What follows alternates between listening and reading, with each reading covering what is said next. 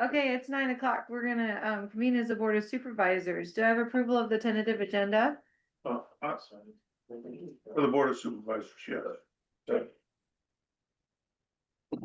Second. I have a motion and a second to approve the agenda. All those in favor? Aye. Aye. All those opposed, same sign. Motion carries. Minutes of the last meeting. We had two meeting minutes, May 11th, 2026, Chairperson Bosch called the regular meeting of the Wright County Board of Supervisors to order at 9:02 a.m. Members present were Luce, Rasmussen, Bosch, Luce, and Ellis.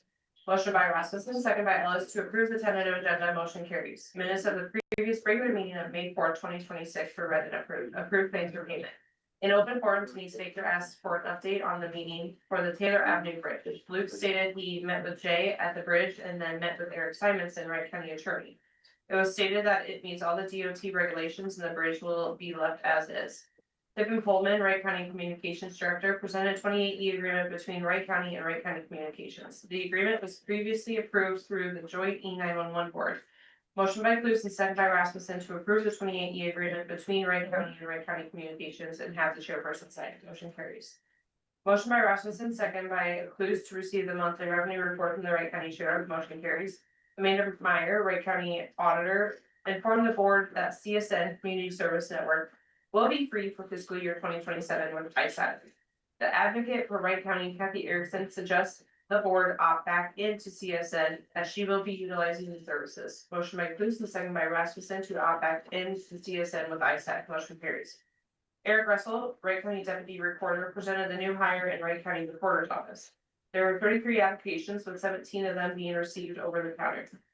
Motion by Rasmussen, seconded by Lutz to approve the hire for the clerk position in the Wright County Recorder's Office. The motion carries. Motion by Clues and second by Ellis to enter into a contract for fiscal years 26, 27, and 28 with Cassie Cost Advisory Service Inc. for a total cost of $4,450 each fiscal year. Motion carries. Ellis gave updates on the new property tax reform that will go into effect July 1st, 2027. Motion by Clues and second by Rasmussen to adjourn the meeting. Motion carries. Any additions or corrections on that one? We'll stand approved as read. Next one. May 14, 2026 special meeting. Chairperson Bosch called the special meeting of the Wright County Board of Supervisors to order at 10:30 a.m. Members present were Clues, Rasmussen, Bosch, Luce, and Ellis. Motion by Rasmussen, second by Ellis to approve the tentative agenda. Motion carries. Motion by Rasmussen, second by Luce to approve the firework permit for 4G pyrotechnics. Motion carries. Motion by Clues and second by Ellis to adjourn the meeting. Motion carries. Any additions or corrections on that one?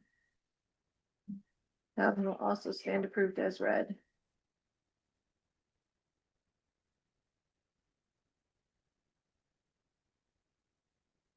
All right, claims have been around. Open forum for public input.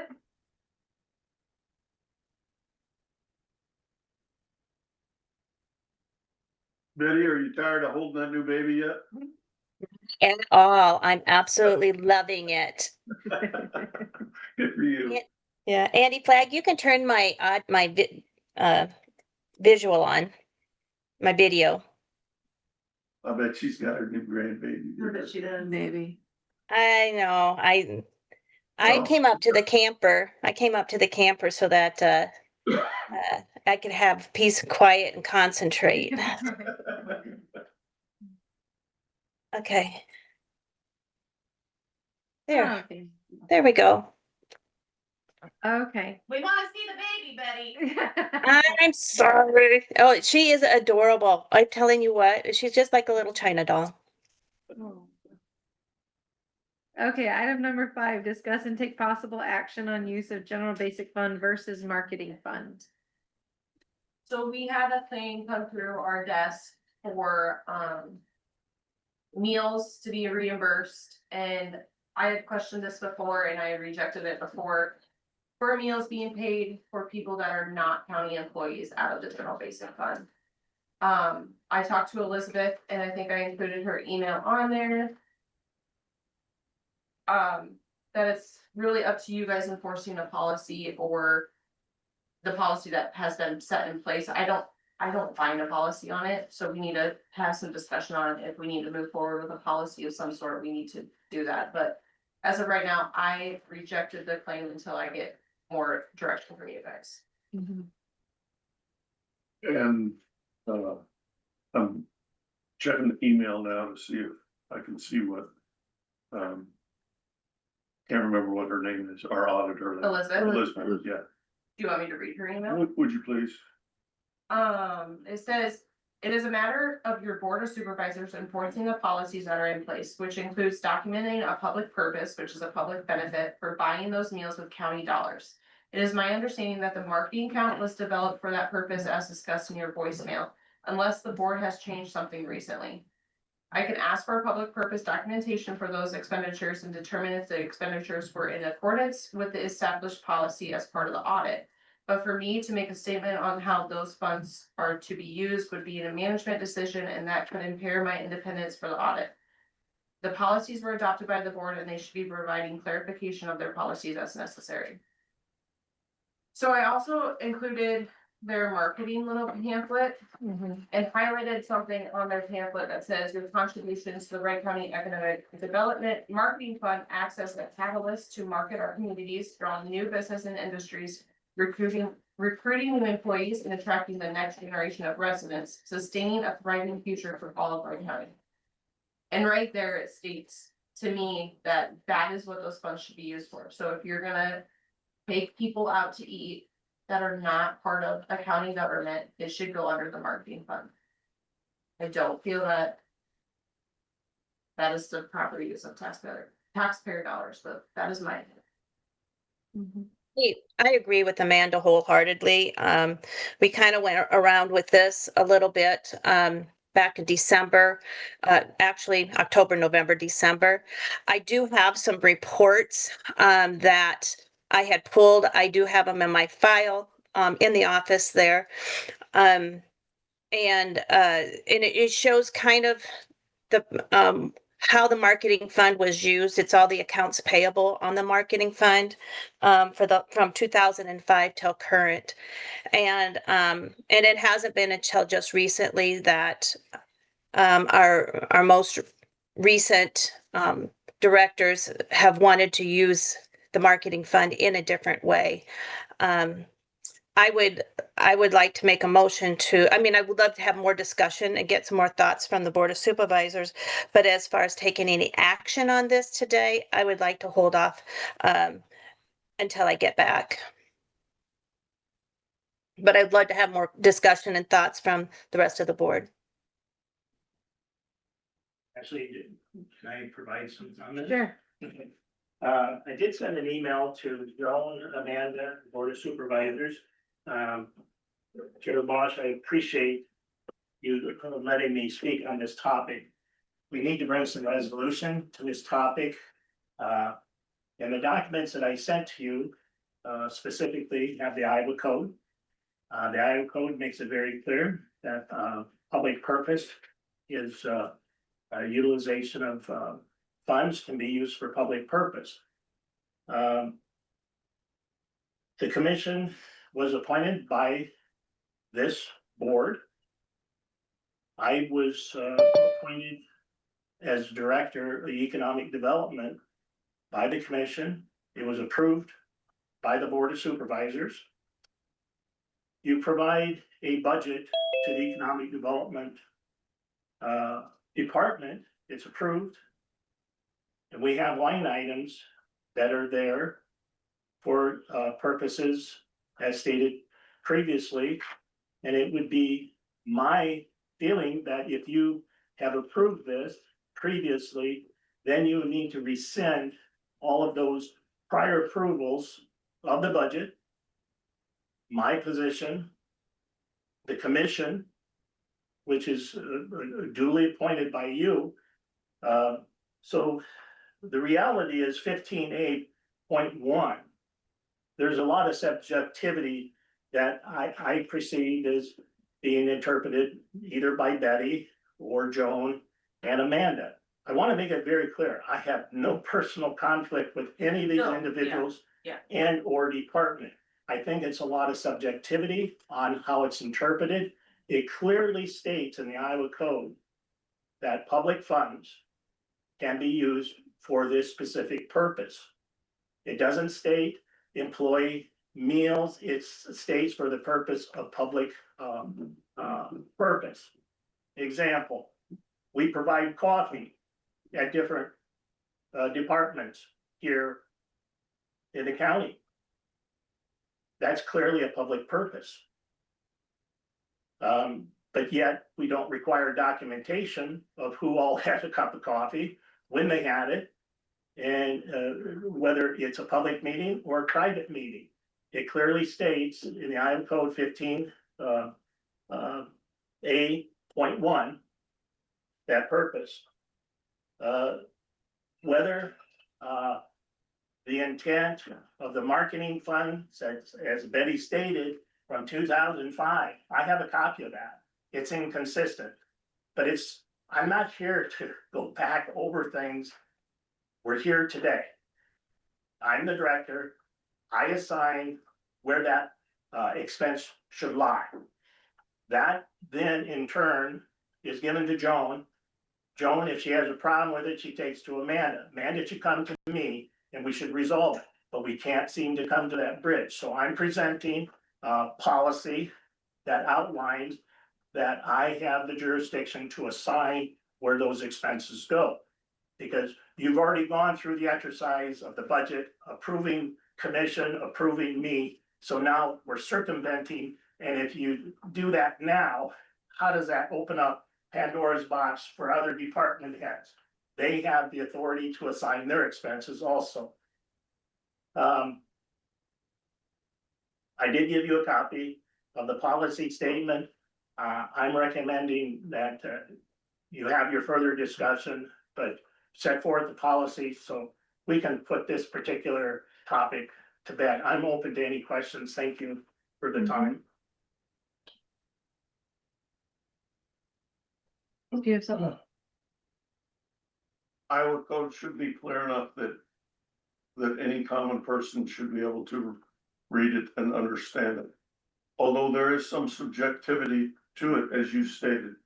I guess, and I guess in that subjectivity, probably each legal opinion that we would get on it could possibly be subjective too. Did you have any interaction with the county attorney? I sent everything that I sent to Joan, Amanda, and to the Board of Supervisors. I copied Eric Simmons on, asked him if he could be available or either be available by phone. I did not hear back from him. But Dean, I would like to clarify one thing.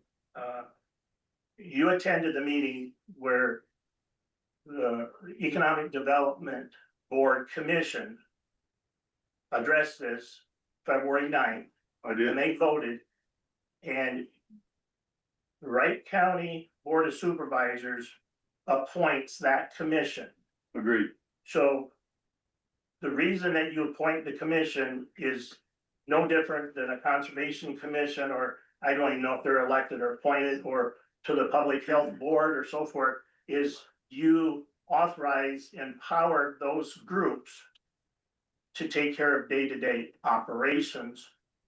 That's my understanding of why you have these different commissions and you appoint them.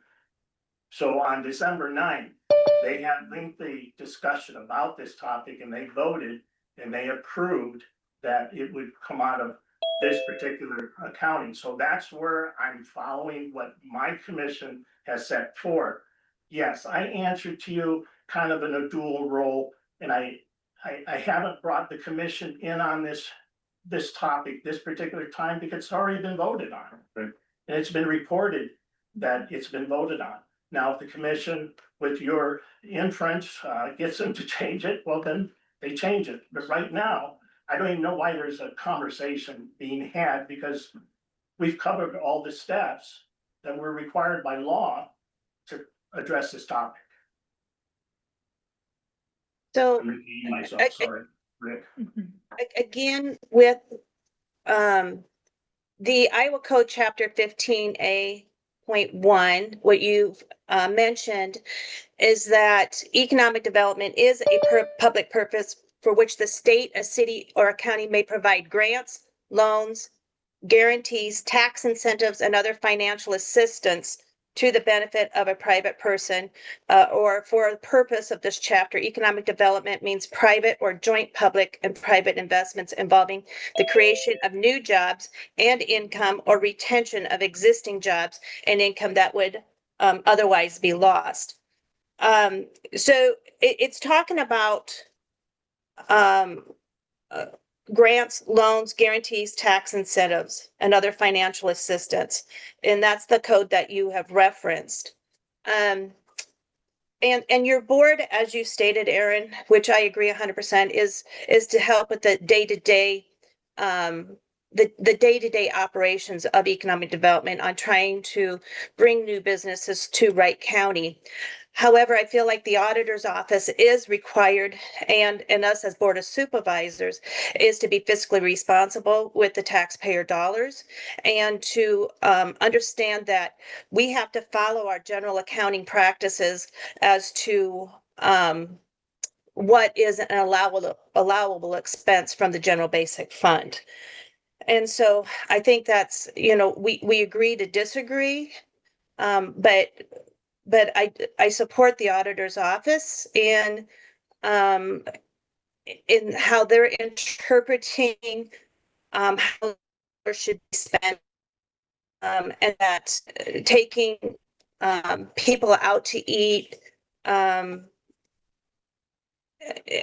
business meetings, and paying for meals is not something that the taxpayer should be used, and that is why the marketing fund was designed. The marketing fund, as you said, is your partners and is to do for retention as to what Amanda read earlier. And it's right in your brochure that you hand out to your different people who are contributing to the marketing fund, your donations and contributions. So like I said, there should be, when they set up the marketing fund, there should have been maybe like a resolution or something. And I don't, it was done prior to me starting in 2001. And that is something that I would like to go back in the minutes and research to see if there was actually a resolution on setting up a marketing fund, and seeing what the Economic Development Board's reasoning was for doing that.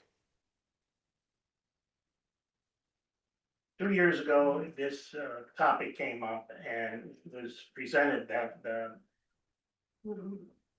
Economic Development Commission had entertained setting up a separate foundation for the specific purpose of what I call, and nobody take this personally, but the overreach of the elected officials. And I saw this many times in my previous positions, and I totally agree with Betty that we totally disagree that her interpretation of the Iowa code, and she even mentioned it, is for business retention. We had a meeting with the 3 chamber directors of Wright County for the specific purpose of unification and retaining businesses within Wright County and developing a plan on how we can move forward so we're not duplicating. If that is not for public purpose, I don't know what is. The second meeting was with the new owner of the Wright County Independent to maintain, to grow, to maintain this newspaper. So the total bill is $124. I've been here for 6 months. This is the only 2 claims that I have submitted. I hate that we're dragging this out, but here again, you are the elected officials.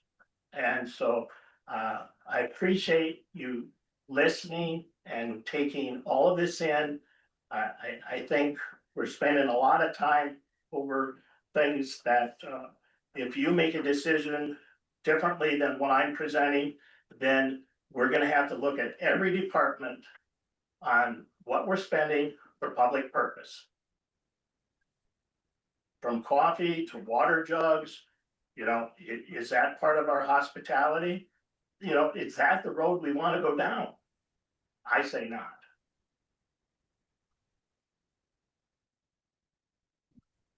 I'm open to questions. And I have nothing against Amanda or Betty.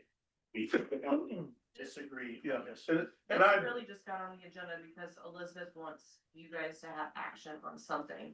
okay, Stating something, whether you do it or not. she's, It's giving me I think direction. Elizabeth is saying, I don't wanna put words in her mouth, but I'm assuming that she's saying, if the board of supervisors say that this is an authorized expense, then we will consider it an authorized public expense.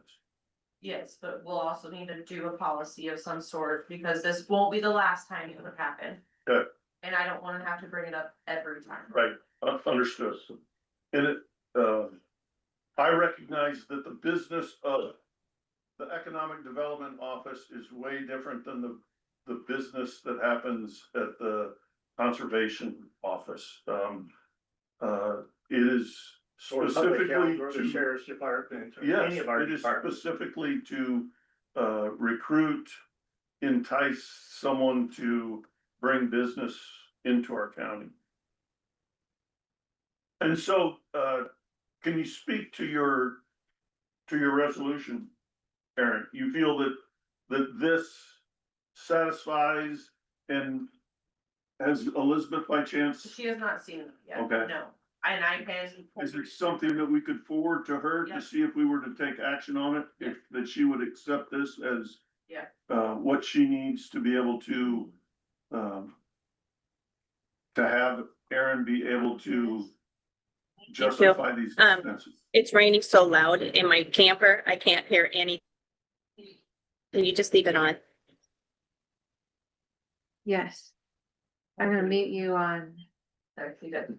okay. There you go. She said it's raining, so she can't really Yep. hear. Yeah, So for clarification on how, and again, I've only been here actively, the director since January first. So is it the board of supervisors and the auditor, they can identify or say, I don't think this should be paid. Under what authority does that fall to all the departments? Is the same scrutiny of my department happening to all the departments? I think economic development clearly is an outlier. And so where's my authority that has been given to me on assigning where expenses go? So if I say this thermos here and it breaks, is that a new purchase? And does that go under office supplies, or does it go under repairs and maintenance? Now, I know that's a very, very silly analogy, but I have the jurisdiction that has been authorized by my commission and you to make that determination, where that number is coded. Why? So I'm perplexed that we have that term of overreach and oversight. I mean, if it's blatant, I get it. But this is something that we've done over and over, and it clearly is public purpose. So I think we're just talking in circles here. To answer your. and I think Lynn's question to me this morning when I came in was, is if it's covered in Iowa Code 15.1A, why do we need this? And I think that that's the point that you're trying to make. If we have authorized the commission to have that power to say, this is what the marketing funds used for, this is what we use our general basic dollars for, and they have authorized you to make that determination, I think that that was your point this morning. So I'm seeing two sides to this, and I guess, I would like our county attorney to interpret the Iowa code and get back to us. I would like So to we do it have in a, an open meeting. Yeah. okay, Because we need to have record of this. okay, Mhm. yeah, And if we so don't have record of it, then we're just gonna go back to point A again. can we invite Eric to the meeting next week? Okay, yeah. Can we, is that fair enough, you know? Yeah, I do want it to be known, I am absolutely fine with you want to investigate all the other offices too. But to that point, last year, my board of review convened and they are a publicly, a conference board appointed. They work for the county, essentially a board, and they wanted to go to lunch, so they didn't have to reconvene on a second day. And they saved the county $1,000 out of the budget by having to do that. And I had gotten audited and they had told me that because that Rob Sand, that was his thing, he had come out with a thing stating that public purpose is not, lunches are not included. Now, I will do lunches for continuing education, but it's required for my job. But I just want it to be known that yes, we do also get audited. It does say in my code that the auditor is not allowed to, I want her to audit me. I want to know if something is wrong or not right. And like I said, we had no idea about the board of review because they are a part of the county. They do work for me essentially. And that was not allowed either. So, you know. So you spent an extra $1,000 when you could have spent less Yes. than $100 Right. probably. Mhm. Yeah, so, Rob Sands needs to take note of that. He can put that in his, how he's gonna save money speech. To answer your question, Aaron, yes, we all get pros. On the bills we. And I hope you didn't interpret that I want everybody to look at, No, We thoroughly look at every claim. Yeah. We want them to. I still feel that this was voted on by my commission. I was not included on any of the conversation with the auditor. Maybe I should have, maybe I shouldn't, but I wasn't. So if we want to talk about transparency, you know, if this is concerning me, why didn't we have a conversation individually instead of bringing it to this level? That's what's frustrating for me, and you can hear it in my voice that I think this was unnecessary, but here again, I admire somebody looking at the books here, but at the same time, I just feel we've already gone through the exercise of appointments, creating budget and authorization. Why are we going backwards? Why are we going backwards on something that's already been approved? I personally don't know how I feel about your board having authority over the general basic fund. I see them having authority over the marketing fund, but I don't know about over the general basic fund. If that makes sense. Cause that's, The general basic fund portion that was budgeted to economic development. You have issues with that? well, do those individuals know what that fund is supposed to be for? Do they know what the line items and stuff are?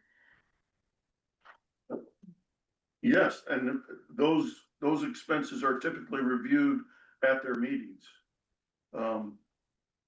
Just as I'm sure the conservation board reviews, at least at the meetings that I've been to, they review their expenses.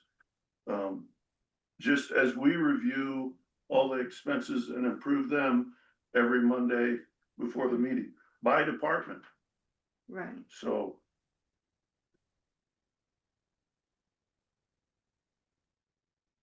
Like I say, I think each side's interpreting this differently, and I would like to have the third party come in and settle it, so we're done. Before we end that, then, so this auditor that Amanda contacted, who is she, what is she? She's She's a our great auditor with, Garner and Garner and Company. Company. So it's It's an auditing firm that She's the one audits that comes us. in and audits everything that we contract and pay for a service. That is correct. Okay, Mhm. so my She question files it then with to the that state. is, so we contacted this individual and then basically handed it off to the supervisors. Is that my interpretation? I think that that's what she is doing. Yes, she's saying Okay. supervisors come up with a policy. So if this, again, if this auditor that we contract for professional opinion, why was there not an opinion made? Well, number one, I haven't seen the email. But why was that opinion? It should have been clear cut. This auditing firm should have said, yes, public purpose. So now they're basically pushing it back to you, something that you've already decided. I think earlier she said that this wasn't for a public purpose. But I think she's pushing it back at us because this has now yet come up again. So she's telling us So to before, make a choice. yes, before she said no, this would Mhm. not be a public purpose, and then she was gonna take it to the state auditor's office. And she hadn't heard back from them. Yes, and now that it's come up again, she wants you guys to do your due diligence Hmm. and figure out what you want to do. And tell me what to do, cause right now, I say no. But it's up to you guys.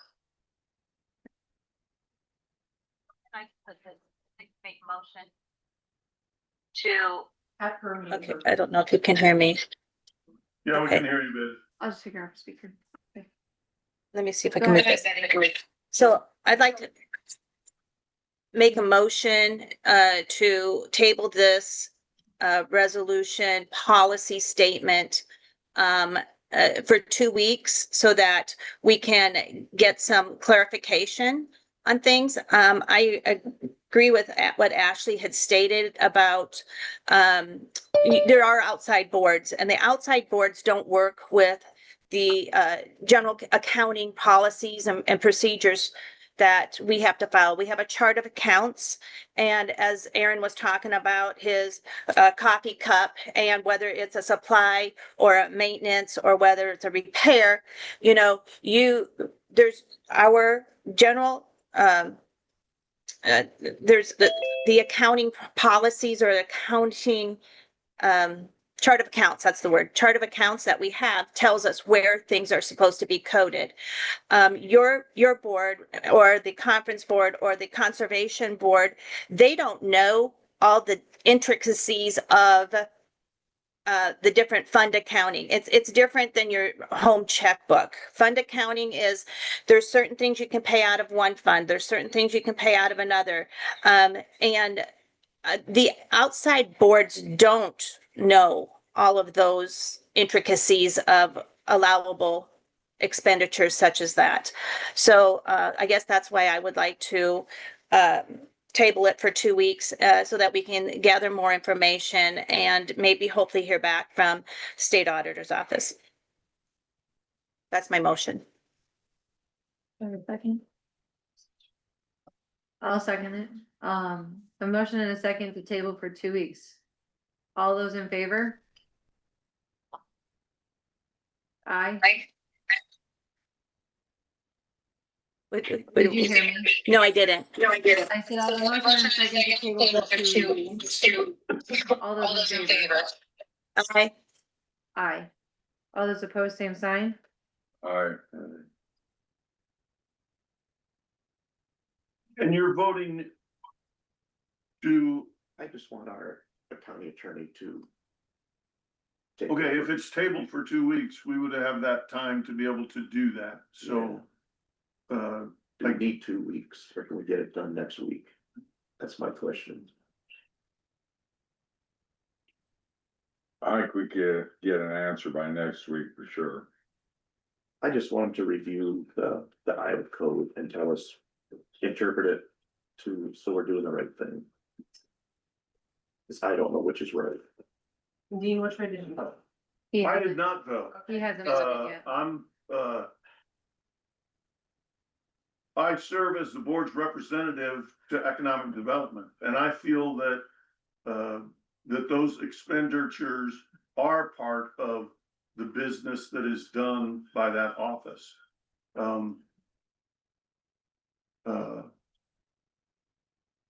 And I feel that those decisions have already been decided and delineated, and I think that the commission feels that that has also already been decided, and delineated, so.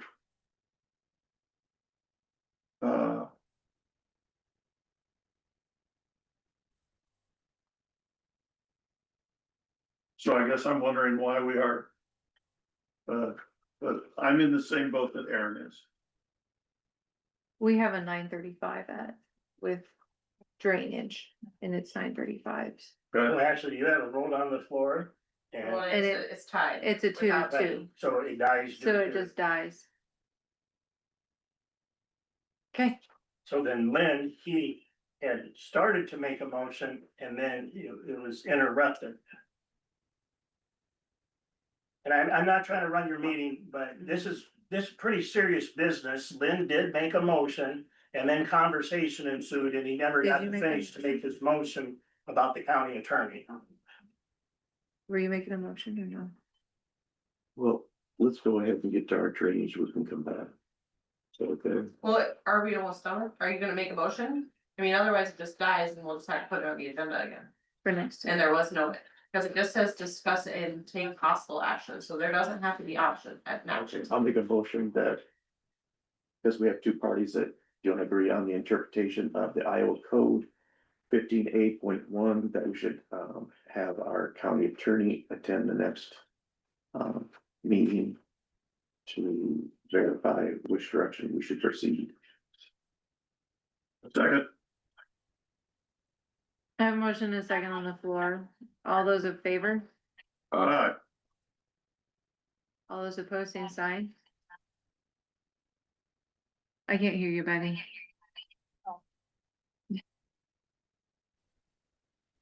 It stopped raining, I can hear again. Aye. Okay, so you said aye, all right. Are you for or against? Sorry. I'm for, Okay, his, motion. Okay. Lynn's motion. motion carries. Thank you. Okay, Thank so you. Thank we're you. gonna recess as Board of Supervisors and now convene as drainage supervisor, or drainage trustees. Do I have approval of that tentative agenda? I would move to table item number 7, as it was not put on Webster County's agenda.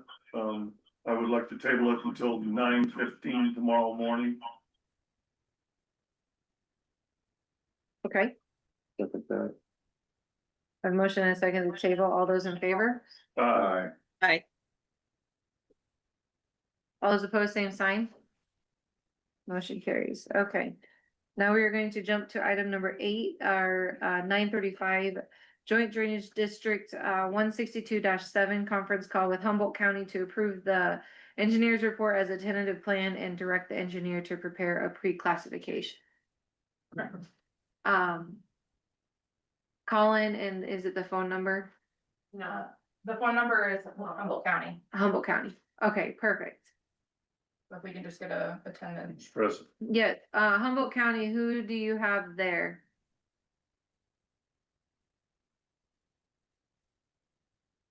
Hello?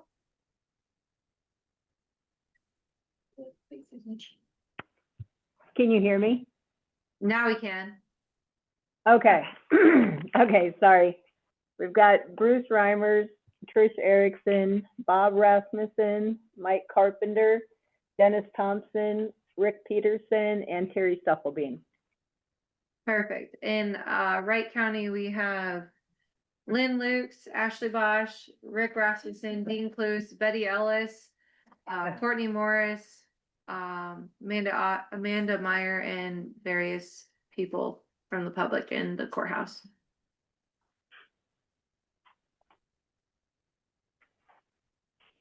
Okay, what do we do now?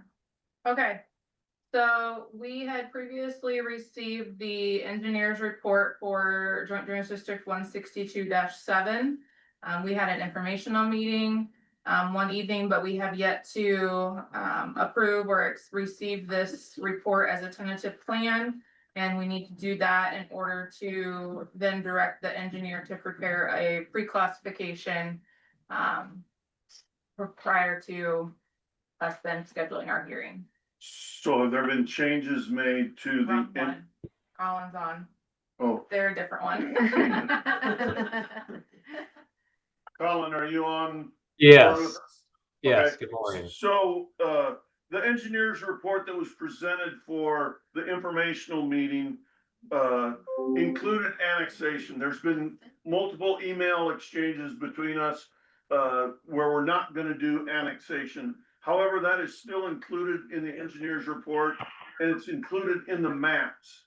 Do you intend to update those prior to the, to the scheduled landowner meeting or the proper meeting, I guess? I don't know what the term would be for that. Yes, so, and sorry for any confusion. I actually was not aware that we were gonna be doing a acceptance or tentative approval of the engineer's report today. Courtney, I guess I thought that had already been done. So I apologize for that confusion, but yes, my intent would be to do an amendment to that engineer's report prior to obviously having any formal hearing. And then really the big thing for today is, you know, directing me to move forward with a preliminary classification to go along with that engineer's report, so that when that's all done, then we can schedule a formal hearing on the proposed improvements. So And so, yeah. so my question is procedurally, can we I mean, I don't wanna accept this engineer's report because it's got the annexation stuff in it.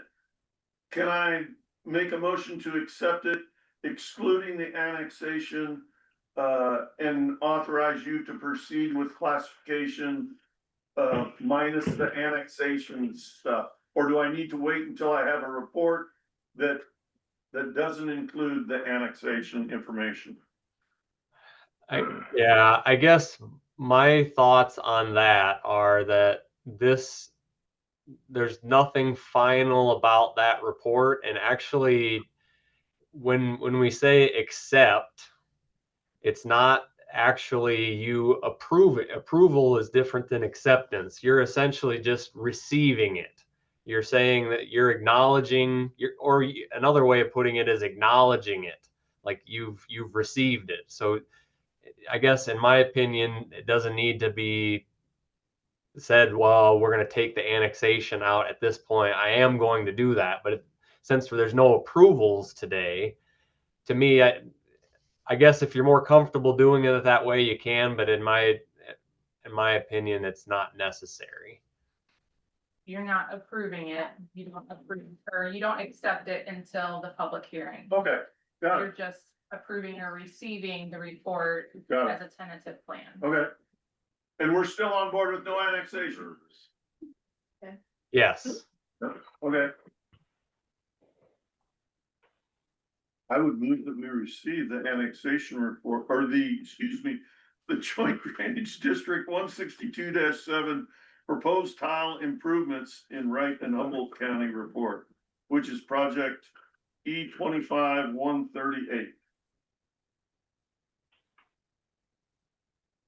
Second. And authorize him to do Oh, I got you. a classification too, Pre-classification. pre-classification. So I have a motion by Cluse, in Wright County. I'll Any second it. discussion in Humboldt County? Mike, Humboldt County. Are you seconding it, Mike? You did. Okay. Mike, A motion and a Mike Carpenter second. seconded. Okay. A motion and a second. All those in favor? Aye. All eyes in right? We're all eyes here. Perfect. Any other business with Humboldt? That is it with Humboldt. All right, thanks Humboldt County. Thanks, Colin. Thank you. Motion to Thank adjourn you. as Joint Thanks, Drainage Colin. District for 162-7. Second. Motion and a second to, or, okay, bye. All eyes from them. The phone is a little. It kind of lags a little bit, I Yeah. think. Okay. It's 9:45, so we'll move to item number 9 on our drainage trustees. Receive, DD 169 engineer's report and discuss with engineer. So Agravia is here. Thank you.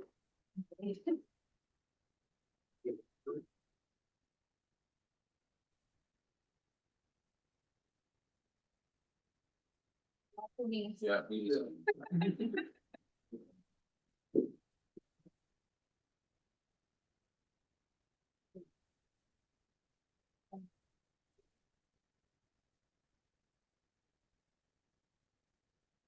there an overall overview map of it? You tell me what page it is on. Page.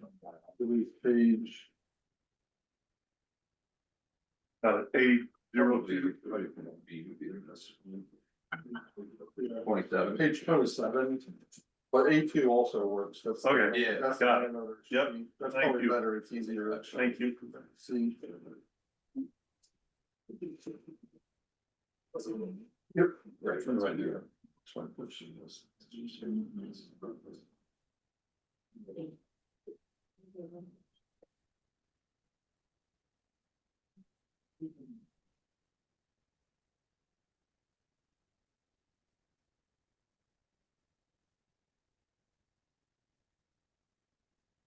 You said A2. A2, it's the second of the big sheets. Perfect. Okay. Oh. Go ahead. All right, so yeah, we're here to file the engineered report for proposed improvements to Drainage 169. It's in the southwest corner of the county, just south of the new packing plant and economic development, south of Eagle Grove, west of Wolfstock. If you remember, we had an informational meeting with landowners probably about a month ago. Not a lot has changed since then from our original proposal. The original district ended at Calhoun Avenue. We are proposing extending that district tile further west to end at Buchanan Avenue. That was the area where petitioners were most in need of drainage. They were being served by a older tile that was predating the district tile. We did also add a couple laterals. Lateral number 1 comes off the main and goes south of 330th Street. Talked to Van Dees. He was okay with us proceeding with that as part of the study. And then we also added a lateral, goes up, kind of parallels Buchanan Avenue in Brian Wagner's farm. I talked to him as well. The other lateral tiles that are already existed in the district, we aren't proposing any changes to those. Those areas are mostly all pattern tiled already. The landowners have their own sub mains along that. With this, our total estimated cost we have at $1,257,000. Which that comes out to the cost per landowners. We've estimated $884 per acre on average, a little under $900 an acre. It's fairly typical for a tile improvement project. It's kind of what we would expect. We did, as part of our report, we did include a pre-classification map. So we have the existing classification shown on page 41. This map here, this is what the existing classification looks like. We did as part of it, make a pre-classification. We think that's helpful, especially considering we're extending that main so much further. It changes the dollars, pushes more dollars upstream. And that's shown on the very next page, page 42. 53. And that breaks it down as a percentage of the total. So each landowner, we didn't give them real numbers because it's just a pre-classification. We want to give them kind of an idea though. They're about, most of the properties are around that 3% of the total cost. Is there any other questions regarding this? I don't know if you guys remember the informational meeting. We talked about it then, it's types and things like that. Yeah, the only question that I had was, on map A02, it doesn't show the annexation of, to the north. Remember, we crossed Calhoun Avenue and dumped into that, drainage ditch. That was, Yep, so you show something on your pre-classification, but I don't see it anywhere else. Yep, so it's on the existing schedule. However, since it's tiled that way now, as our part of our benefited area, which is our watershed we've drawn in a Yes, sir. green, Yep. it wouldn't be on Okay, that moving all right. forward. Okay. But yes, it is on It is on the existing schedule as of now. Okay, And along that lines, I probably should mention, there were 2 parcels that are not currently on the assessment schedule that we are gonna recommend annexing okay, at a later date when we do the official annexation and reclassification. 2 smaller, and is that the Whistler? it was. These 2. It was this parcel here. It's the northeast southwest of 32, it's on Ernst. It's Okay, about yep, 10 acres. yep, And then there's a small couple acres on Stark Agriculture in section 30. okay, They were already on the schedules. They were already on the schedule, but this northeast quarter of section 32 is all Radar Enterprises. yeah, You notice that's a full 160 squared off. right, Naturally, it's not a full 160, but talking to the landowner, he said if we're gonna do this, he wants to just pound down the whole 160 yeah, good, at that point. So we made that squared off, and they're already on the assessment schedule, just not looking perfectly square. Yeah. If that makes sense.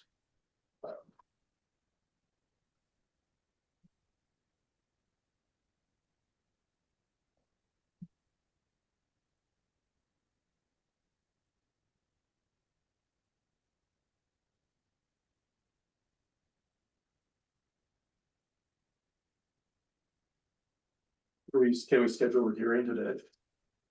No, we're just receiving it for today. Alright, yeah. If there's any other questions, if you have any questions after reading this, feel free to give us a call. There's a lot of information to just look at. 5 minutes, yeah. Thank you for your I would make a motion to receive the Drainage District 169 engineers report on tile improvements. So moved. I have a motion and a And- second to receive. His was a All song, those in favor? yeah. Go ahead. Aye. All those in favor? Aye. All those opposed, same sign. Motion carries. Thank you, guys. This is very nice. Appreciate it. Thank you. Thank you.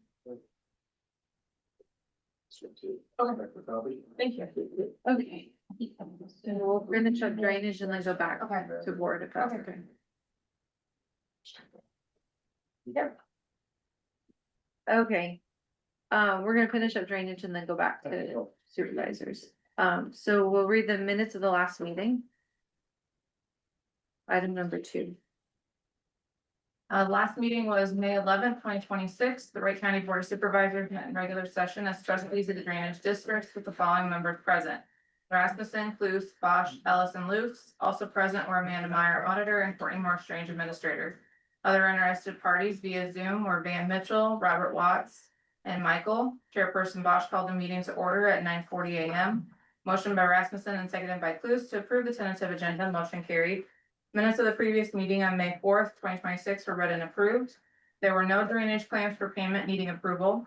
There were 4 work orders that were reviewed and previously approved. First one for DD 149, section 19 of Wall Lake Township, and described as cap existing buried intake near building site. Second one's for DD 52, section 22 of Lincoln Township, described as tile blowout on 12-inch.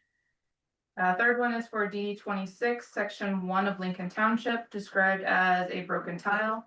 And the fourth one is DD 89, lateral 1, section 8 of Vernon Township, described as a tile blockage. Morse presented the following drainage invoice for Nine Master for DD 7 professional services for $975. Motion by Cluse and seconded by Luce to adjourn the meeting. Motion carried. Any additions or corrections?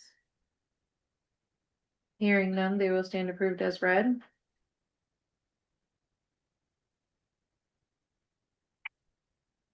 Drainage claims. We had 3 claims for today and they totaled $9,965. These are for Mansky, Agravia, and Nine Master. Motion to approve. second that.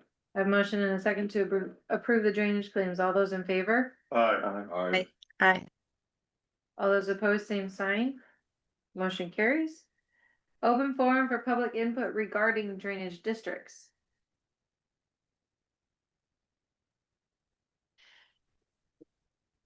Look it up. Review and sign drainage work orders. We had the 5 work orders that were previously given to you and signed off on. The first one we have was for DD 128 in section 10 of Iowa Township. This is reported by Kent Kirstein as a tile blowout. Lynn did go out and visit this location and located a second hole about 30 yards west of this original hole. So we added that one as well to the work order to get that repaired, and that was sent off to Aaron's. The next one that we have is for DD 177 lateral B as in boy south on section 33 of Blaine Township. This is reported by Terry Patterson as a tile blowout. He has requested errands on this. This was sent to Betty and she approved that. The next one is for Drainage District 84 on the main. This is in Grant, section 4. And this is reported as 4 blowouts along a 14-inch tile. Lynn came in and reported these to us as he was out there. This has been Henniger Construction. The next one is DD 63 in section 7 of Blaine Township. This was reported by Dina Wonkin and sent off to Mazian Construction. It was reported as a blowout on a 14-inch tile. And the last one that I have is for DD 191, section 19 of Iowa Township, reported by Kevin Hadley. This was sent to Mountain Movers and it was reported as a blowout on an 18-inch tile. That's all the work orders that we have. Going on. Okay. Review and sign any open drainage invoices. We have 3 invoices. The first one that we have is from Henniger Construction. This was for work done in Drainage District 136, section 35 of Lake Township on a work order reported by Cole Disney as a blowout, and it came in at $896. The second one is also from Henniger Construction. This was for DD 77, the main, in section 17 of Belmont Township. That was reported by Ray Stoxa. This is reported as an intake issue on the north side of the road, and or a plug tile on the south side of road, possibly in the CRP. Lynn had gone out and had added some extra notes for us that we did share with the contractor, and he came back with a invoice of $6,827. And then the last one that we have is from Modzam Construction for DD 70, section 7 of Lake Township. This was reported by Matt Odland as a tile blowout on a 12-inch tile.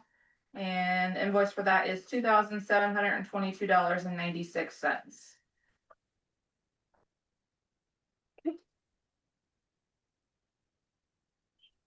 Perfect. We have tabled item 7, so we'll jump to item 10. JDD levies presented to trustees for approval. All right, Ashley, you have the originals in your folder. These ones? Yes. Okay. Yep, the first one we can put on hold. That'll be the one for tomorrow with Webster County. Okay, the 46-92. So then the next one that we have there is the sideways one. And that is with Franklin. Yep. Okay. So this one is with Franklin County, Drainage District 118-4. The total amount being assessed is $2,012.29, with Wright County share being $342.09. If you guys are okay with it, I'll just go through them all and we can do it at the end. The next one we have is with Hancock. There's actually 2 of them. The first one is our controlled ditches, and then the second sheet with the 3 districts on it is they are the control, but they no longer do sheets like this. They do resolutions, so they're going to share and we will share this. So the first one is the 2 that we control, which is 121-54, and total amount needing assessed for that district is $641.70, with Wright County share being $416.53. The second district is 139-73. Total amount needed is $1,823.93, with Wright County share being $966.68. The next one is for, still with Hancock County. DD 135-59, total amount needed is $1,500. Wright County share is $212.70. Next one is 145-61-1, which is a joint with Hancock and Cassuth. Total amount needed is $4,500, with Wright County share being $74.70. And the last one is 147-70 main tile. Total amount needed is $5,000, with Wright County share being $539. And the next one is with Humboldt County, Joint Drainage District 162-7.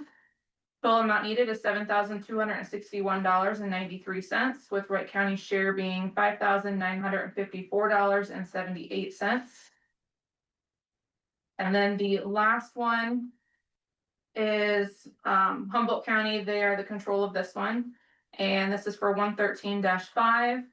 Total amount needed is $5,214.79, with Wright County share being $2,138.06. And all of those counties we have agreements with, correct? And they, Yes, they do not exceed that amount. correct. Yep, all of these have, we have MOUs with that has the verbiage in them for assessments. Except for the Webster County one, which we are, which is separate action. Motion to approve. Second. I have a motion and a second to approve the levies presented. All those in favor? Aye. All those opposed, same sign. Motion carries.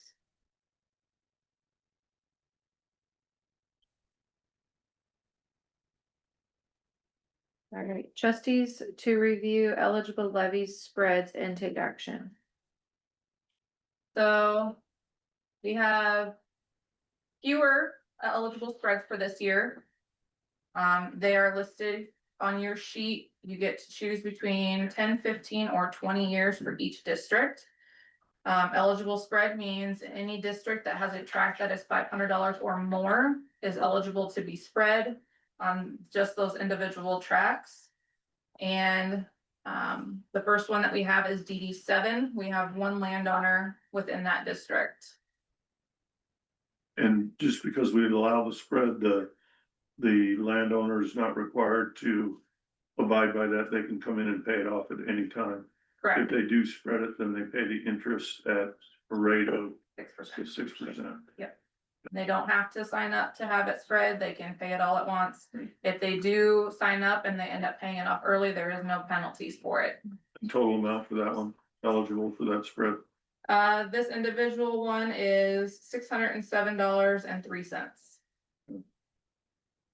I been requested if we can go back to the regular board meeting. This stuff takes a long time.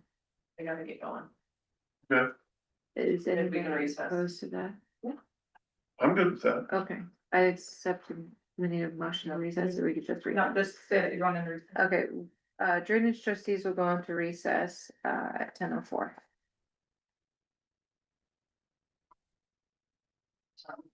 You want me to go in? No, you want to, it's not, okay.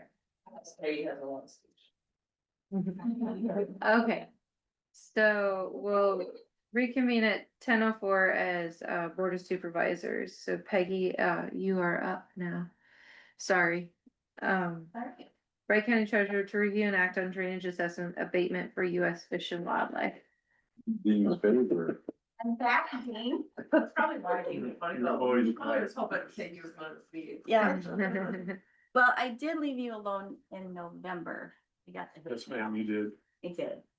I figured. once Their I hate was mail there. is just hate mail. Chris is a nice gal, we're in touch a lot. So that's the letter I received in May, that's the latest one. What they're requesting is, well, not requesting, it's not an ask really for them.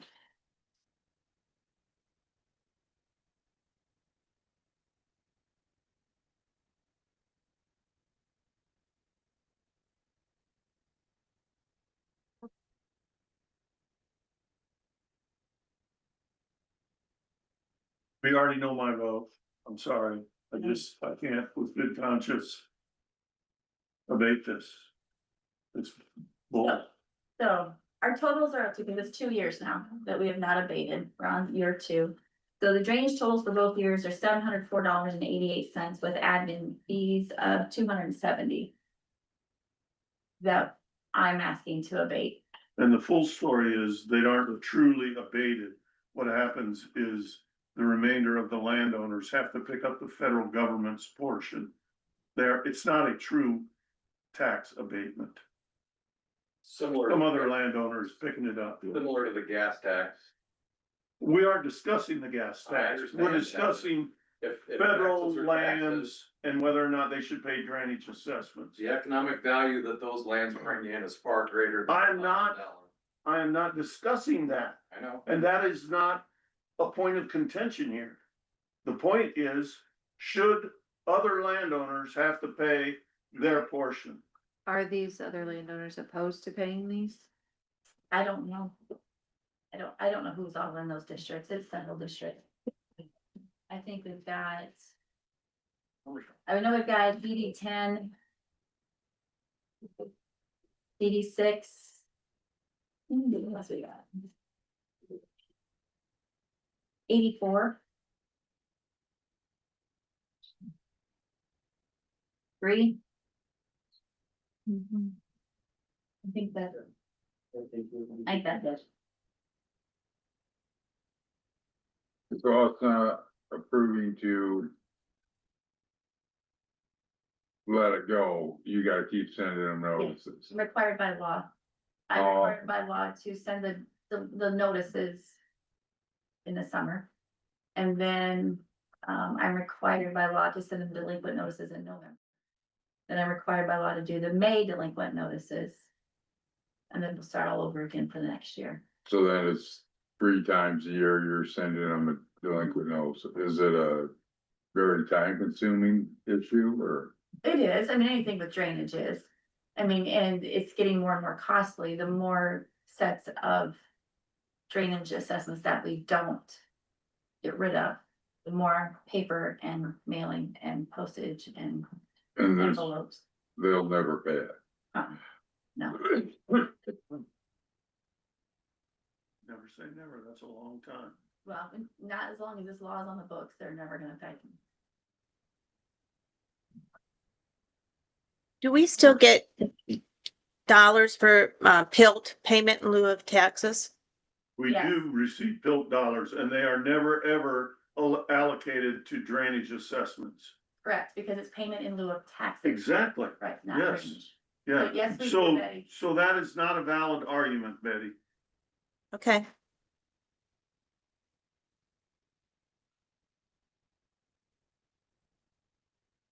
Any other discussion? And you still believe this will never, ever change? No.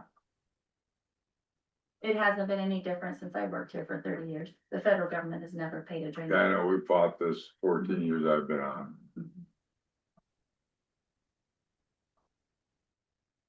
And just so you know, some of those districts that she just mentioned are getting assessed again this year. So I'll do that, yeah. I'll do that. Oh,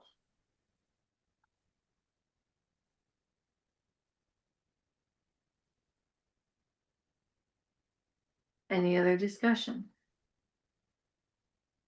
She is not gonna make motions. Hearing no other motions, I would make a motion to deny the abatement on these parcels.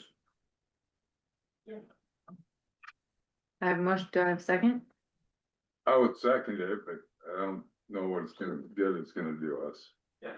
I wanna know, since we're not paying these, assessments to the federal government, is No. it just sitting in the books and we're not? No, they're not paying. They're us. not paying us. They're not paying us for, Drainage taxes, So or they- assessments. So they are drainage districts, and there was work done. And so like the rest of the private farm owners that got their assessments and they paid them. So it's already been paid by the other landowners in the drainage district, Well, basically? they have it in a roundabout way. They're never gonna pay them. I know. So I think Courtney just kind of assessing it a little bit extra to cover it so that we get the bills paid. Correct, so if I have to assess $15,000 to a district, if they have US Fish and Wildlife. Grounds in that district, I run those numbers through, see what their amount is, I take their amount, add it back onto the 15,000, so it could be 17,000. And then I run that number through, so essentially it gets covered by all the landowners in the district. Because these guys won't pay. Because we have to pay a Yeah. bill. And we can't not add it back in if they're not gonna pay, because then that district's always gonna be in the deficit and we're gonna continue to have interest accruing and all this kind of information, so we've gotta get it covered somehow. And the only way that we can do it at this point, which is not really fair to all the other landowners in the district, is adding that on. Right. And then paying more for somebody else's land. The problem then is that I cannot take the federal government to the tax sale. If it was your ground, I would take you to the tax sale. I can't take them. So show me how that's fair. It's not. But what are you gonna do? Just what I said, I made a motion not to do it. All right, I have a motion in a second. All those in favor? I, All those opposed, same sign? Nay. Right. Betty, are you voting? Yeah, nay. Thanks. Motion carries. I'll see you. Sorry. No, you're not. You're right, I'm not. Yeah, Paul. I know you will. When you get federal court. Okay, item number, we have one. I am just scared to Okay. take my stuff. Item number 7, consider appointing a supervisor to approve fireworks permits prior to Board of Supervisors meetings. So this came up because, who was it? we have some come in when our meeting's over with. And sometimes it could be that week before our meeting that needs to get approved. It's not a real big issue. If a supervisor can come, one of the supervisors come in, get it approved, sign it, and then for the record, put it on the next agenda. I would move that that be the chairperson. Mm. Since they're typically the person who signs that. Is that your motion? That is my motion. I'll second that. I have a motion and a second to appoint chairperson, as, the supervisor to approve fireworks permits prior to the Board of Supervisors meeting. Yeah, I'd like to add to that if I can. The pro tem could come in and do it if she can't be. Of course. Down. Yeah. Okay, all those in favor? I, All those opposed, same sign. Motion carries. Item number 8, consider posting patrol operator position. So with the retirement of Terry Housen, we've had some internal movement in the staff. We had a gentleman move from mechanic to heavy equipment operator, and then another gentleman moved from patrol operator to mechanic. So now I have and nobody put in for the patrol operator position. So I'm coming to you for permission to post to the public patrol operator position, and the details are below. Patrol operator, it's at either the Eagle Grove or Clarion location, depending on applicant position. We have some flexibility in this one with the operator coming out of Eagle Grove. That's mainly a Clarion operator, but he lives over there, so we're moving him. We've moved him over there. Pay scale for this year is $28.80 per hour. Probationary period 12 months, 50 cents less for the first 6, 25 cents less for the second 6, and then full 6 after the or full pay after the 12. Posting date would be today through June 12th. And I've attached the. you need a motion for that? I do. So moved. I'll second that. I have a motion and a second, for posting the patrol operator position for secondary roads department. All those in favor? Aye. All those opposed, same sign. Motion carries. Thank you very much. Okay, any old business? Any new business? Update on meetings. I have our annual dinner coming up for, next Tuesday at Emmitsburg Shores. That'll be my last day of being president of that organization. Will that organization continue to exist? Yes, I'll have a tough time without me being president. I didn't mean that, I didn't know in the regionalization if it was, like, what was going away or not. No, it's not going away. Perfect. Okay. I have, building families tomorrow afternoon. And. Yeah, I have landfill on Wednesday. Landfill and say, okay. Anything else before the Board of Supervisors? obviously, next Monday will not be a Board of Supervisors meeting, it's Memorial Day. It will take place on Tuesday, May 27th. May 26th. Yep. Most of you adjourn. So the I have a motion and a second to adjourn as Board of Supervisors. All those in favor? Aye. All those opposed, same sign? Alright, I'm going. We're adjourned. Perfect. Okay. We're going out of recess at 10:16 for drainage. Thank you for being patient. Okay. So we were on item number 11, trustees to review an eligible levy spreads and take action.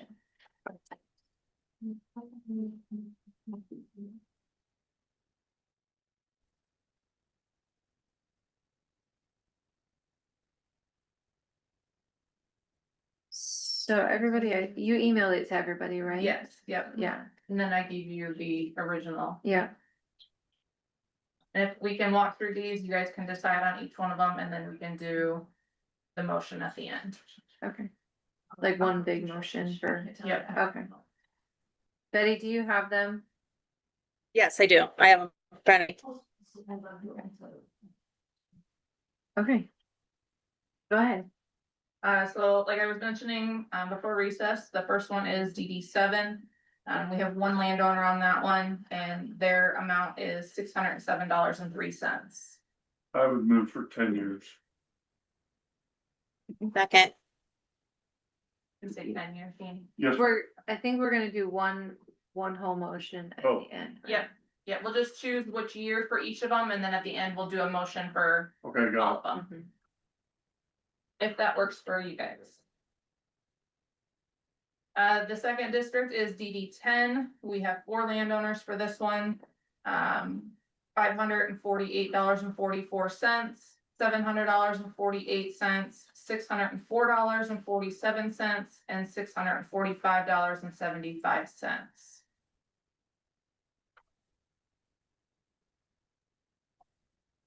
it. Again, my recommendation would be 10 years. 10 years. Mhm.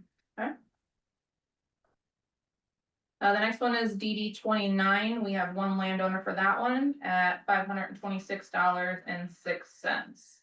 10 years. Okay. Next one is DD 31. We have 2 landowners, $584.09 and $542.68. 10 years. 10 years. The next one is DD 36, lateral 1 sub A. We have 7 landowners on that one. And those numbers are listed there. 10 years. Okay. DD 36, lateral C, we have 3 landowners.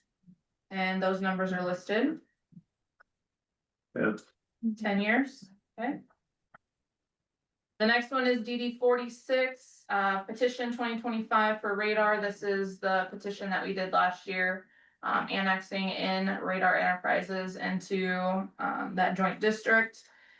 All these charges for that project are being assessed directly to just Radar as they are the ones that petitioned it, but 2 of their tracks in this are eligible. 10 years.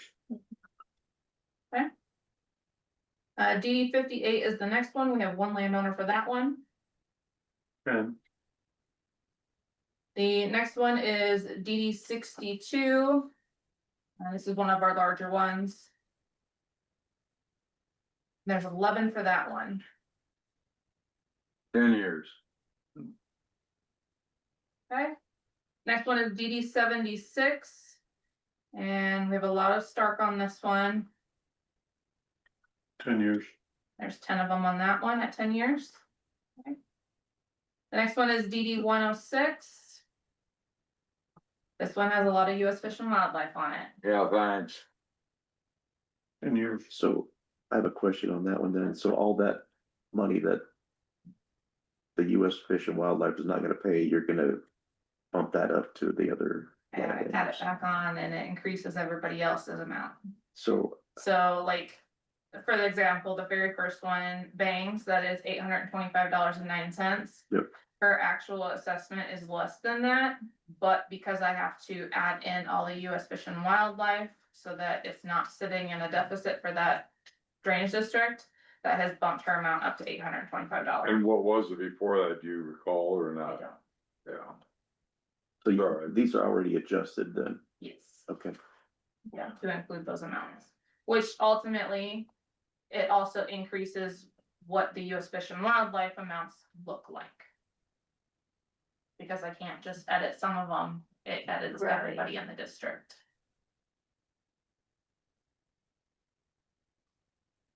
Be 10, 15, or 20 on that one. 10. Next one is DD 162, there's 2 landowners on this one. 10 years. And the last one is DD 169. We have 5 on this one. 10 years. Alright, so it looks like out of all of them, they are all set at 10 years is what the decision was, so that would be what I would take a motion on. I would make a motion to set the spreads on the presented assessments at 10 years.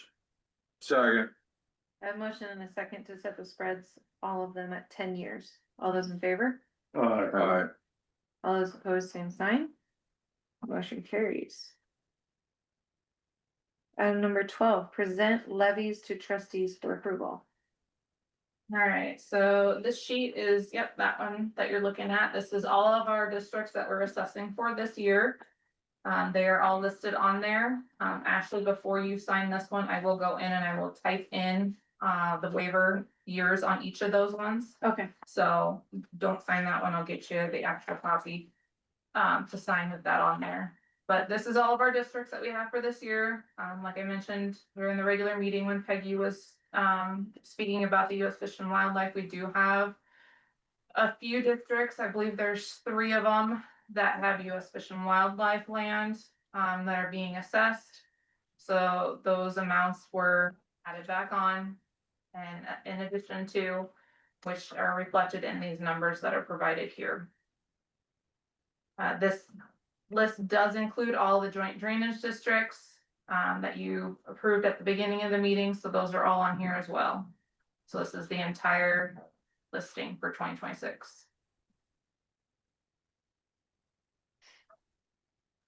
Any questions? Okay, Motion to approve. Look at that. a motion and a second to approve the presented levies. All those in favor? Aye. I, All those opposed, same sign. Motion carries. And I will add on that one, just as some little tidbits of information. The total administrative funds that will be collected this year comes to $36,715. And our total admin 3% fee that we collect is going to come in at $9,204.56. Just a little extra tidbit. You said the fees coming at 36,000. Yes, 36,715. What else give you that like that number? Okay, thank you for that. Yeah. Item number 13, review and take action on DD 62 change order. Okay. So typically we have change orders come from the engineer or the contractor. Typically we have not had to do our own. This time we did, just because this was part of our project, for DD 62 from our drain footage, we had an engineer come in.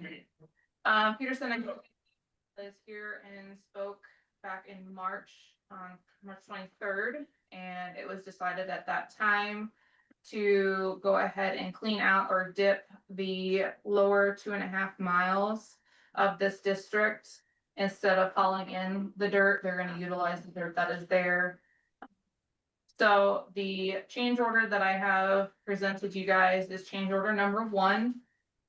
This is for drainage district number 62, open ditch repairs.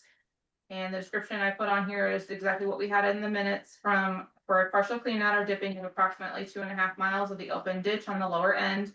Clean out would remove accumulated silt, improve water flow, and allow excavated material to be reused for necessary repairs once dried, reducing the need to haul in additional soil. I did put an attachment on here as the March 23rd minutes, just so that we have that documentation to go with it.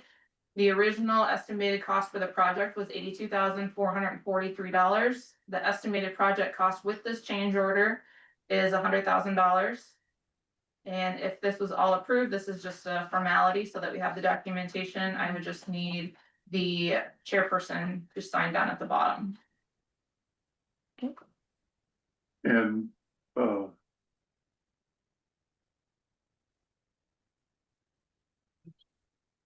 this is, a repair. The one that you and I went and looked at. Yep. I was just trying to remember the matrix. It's under the we- threshold. We had, The Galentine reviewed it. and we He came have and got, presented, yep, gave us information. He said, if you choose to have an engineer's report, it wouldn't be much more than what I've already presented you the information with. I remember. So we chose not to proceed with the engineered report because at that time it was not required and we're still underneath of that threshold of it being required. Correct. But there's, in the matrix, there's a thing about a competitive bid, right? I think we're under that threshold too. But we didn't put this out for bid. This was put out for quote. Because this was under the threshold that it had to go out for bid.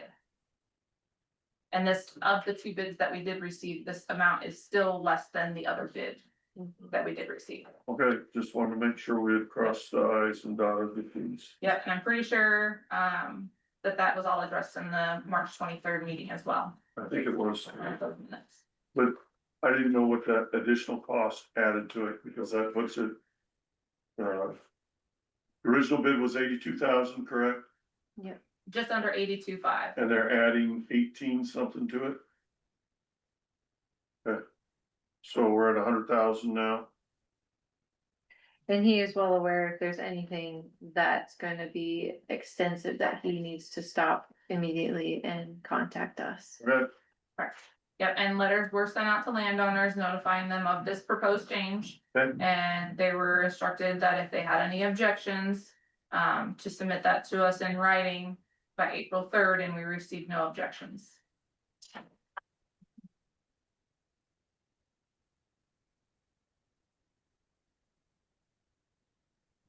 Okay.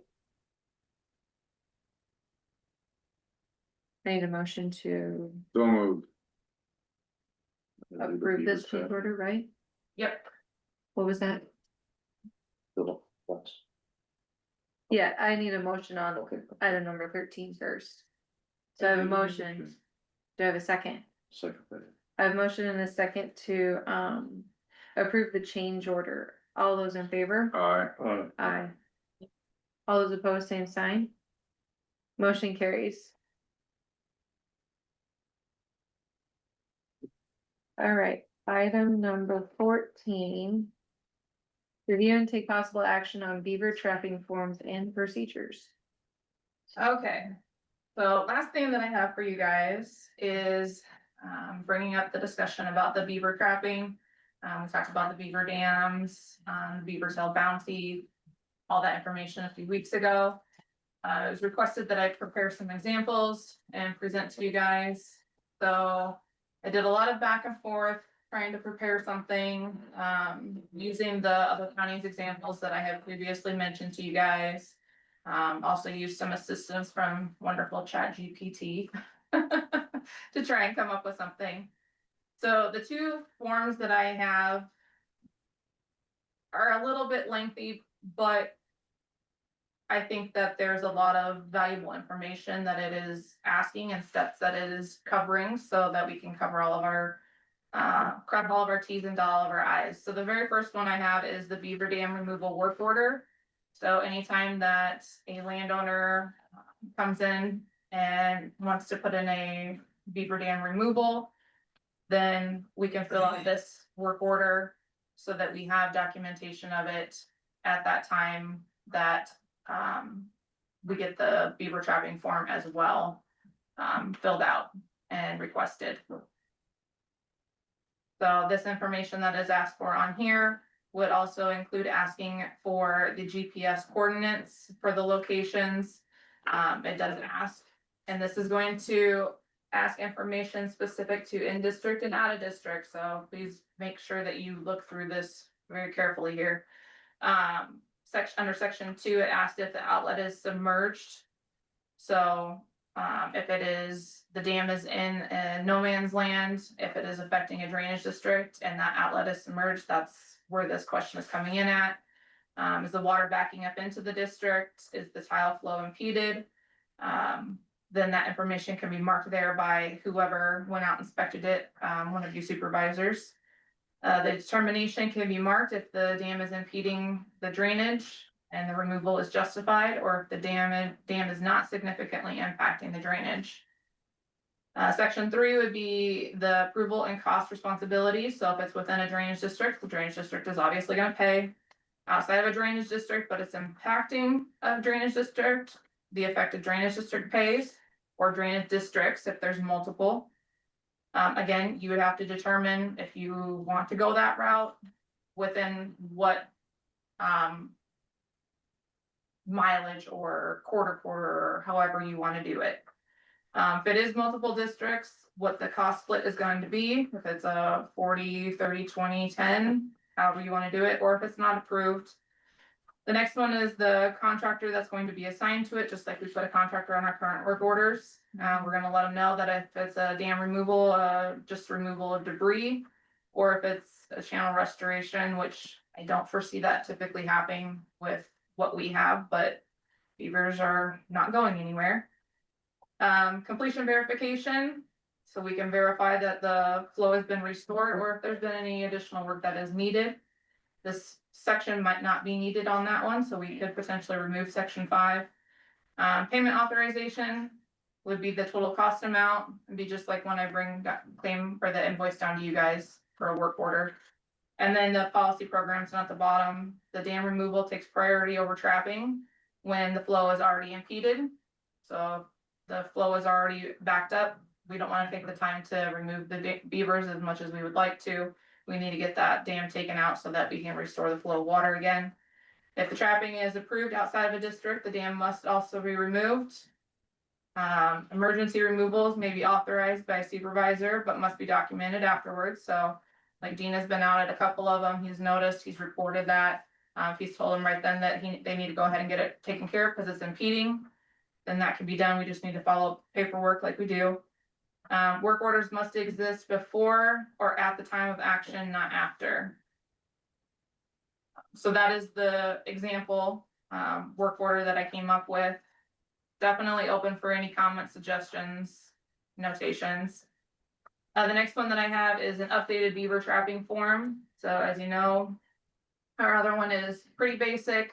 A lot of times we don't get the area drawn in at the top of the map, or the landowner signs, most likely at the same time, for allowing the access and for verifying the number of beavers. And a lot of them don't date it, which is asked on there, and they don't do that.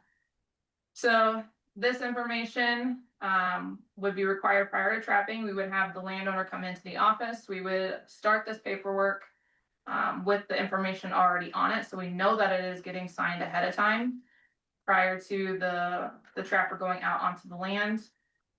The questions on here is the trapping location within a district. If it's outside of a district and it's suspected to impact an outlet, it's going to require approval from one of the trustees. And then it's requesting to know how far the distance is to the nearest outlet. The reason for the request is an active obstruction of water flow, suspected obstruction, so that requires an inspection or preventative. Which is probably a limited thing that we're gonna do if it's outside of a district, and that requires approval.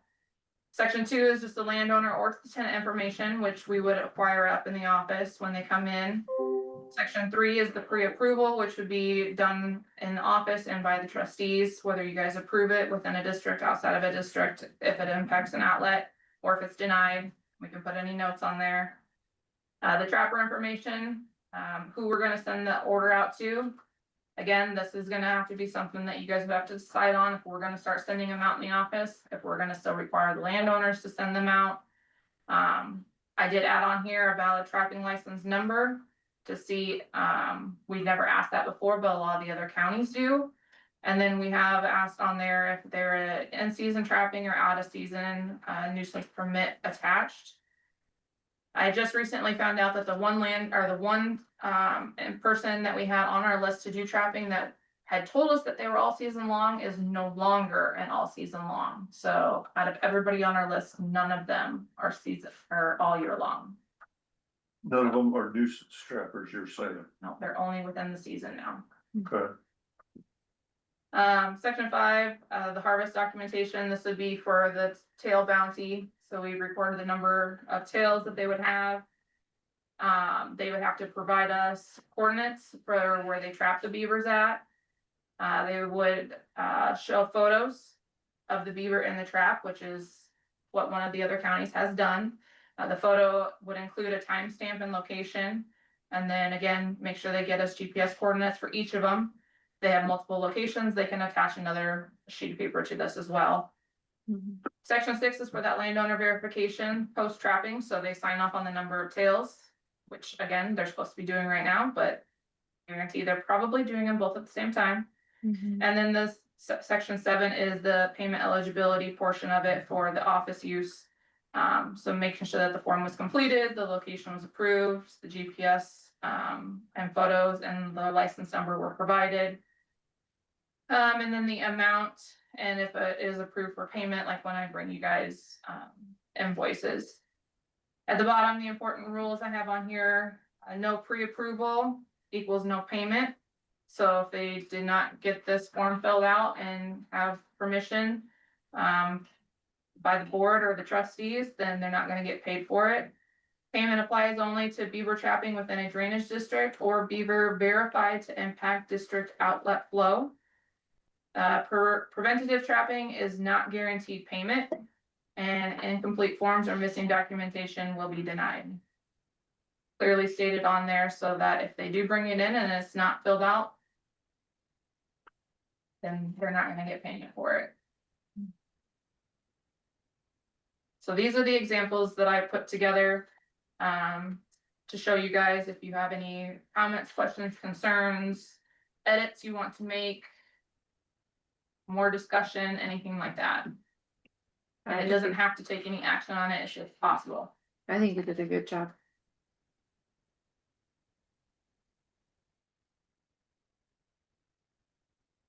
And if you wanna take time to review this, and then we can put it on next week. Well, I'm just trying to think of I think that'd be. the flow that it would normally happen. Somebody comes in and complains that they have drainage backed up, and we go out and we look at it. We went out and looked at it because there's already a work order. I would assume that it would be I'm just trying to figure out how this fits into the big scheme of how things normally go. So as of right now, when we get a work order, I sent it to you guys have to approve it. This would be the same thing with the beaver dam removal work order. They would come in, we would fill that out, we would send it to you guys for approval or not. And then you would let me know, and then it would proceed from there. Same with the beaver trapping form, before it gets sent out to a trapper, you guys would also review that as well. Right. With that, change in how we currently do the trapping currently, even if we did start a form here, the landowners are the ones that contact the trappers. We don't do that. With this form, that could potentially be changing to where our office now has to contact a trapper. Or go through the steps, we get your guys' approval and then let the landowner know, hey, you can contact a trapper, let us know who. And then that trapper has to come into the office and sign the form before he goes out. I would mail it just like I do a work order Okay, or email. but you would need to receive it back before they can Do any work. do anything. Well, this would go to them and then I would get it back from them when it's done, just like a work order. Good. Cause then I wouldn't do any, once it gets assigned to a trapper, then I wouldn't do anything until they submit an invoice with their tails, which they would be bringing in person. I like how the fact that the landowner would have to come in and start this process and then the trapper gets. Then we ensure that they're not signing. But you don't things ensure at the that same time. because you have the same. It's all on one form. They come in and get this form Yep, and Courtney would watch them sign it. yep, And then this would go to that trapper yep. and then the trapper would have them sign. When it's Bottom done, up, when it's yes, done. he has to get permission to go on there first, right? That's when they're coming in That's- here, they're giving us permission. To call a contact. trapper. Yes. Okay. Mhm. The landowner is giving you permission Yes. to, oh, I got you, By doing okay. this form, they're Right. giving I permission. misunderstood that, Yep. yep. Yeah. Well, I don't think we're gonna know how it works until we try it, so, Betty, do you have anything? I don't Yeah. know better. I did. With the, on that form and it has the rules, are you going to have, like on the backside, continued rules, like they have to be one tail per freezer bag, frozen, and so that, like the rules that you had before? Yes, yep, that can be added. That way they have their instructions on how to bring them in and how they're supposed to be packaged, et cetera. Yes. Yep, that will still apply. And it'll be on the form, I think is what she's Yep, asking. yep, and I will add that to the form, just like we have it on there now. Yeah. And then if you guys wanna move forward with this, we can see how it goes and then we can discuss it if it's going all right. We can discuss and see if maybe wanna change it from the auditor's office taking in the tails, if Jeremiah still wants to do that, if it works with this new process. Obviously, he wouldn't be verifying any of the information, he would just be taking it in. Right. But we can discuss that later after we see how the forms are Gotcha. working. Okay, Well, Jeremiah possibly would take the tails. Possibly. Maybe. Sweet. That's a discussion we can have later on. It's already negotiated. I was gonna say. You already volunteered. I know, so you Already get done. nasty tails here in the courthouse. Yeah. I just wanna make sure we have this, the rules and. Yep. That we don't have to make up, we don't have to super figure anything out. Just like hot Yep. tails. Yeah. I'm never eating anything you bring. I'm always here for the other departments out, Oh. This way, we get a team player. This is better. So if you guys would like to move forward with it, we just need action taken on it. Or we can put it on and discuss it at a later time, however you guys want to handle it. I think it looks good. Betty, your thoughts? It looks good. I was just trying to think, if we could have, at one time, the drainage administrator supplied like little tin boxes that had drainage had invoice or drainage work orders, if it had some beaver thing, and just so that we can keep stuff in our vehicles.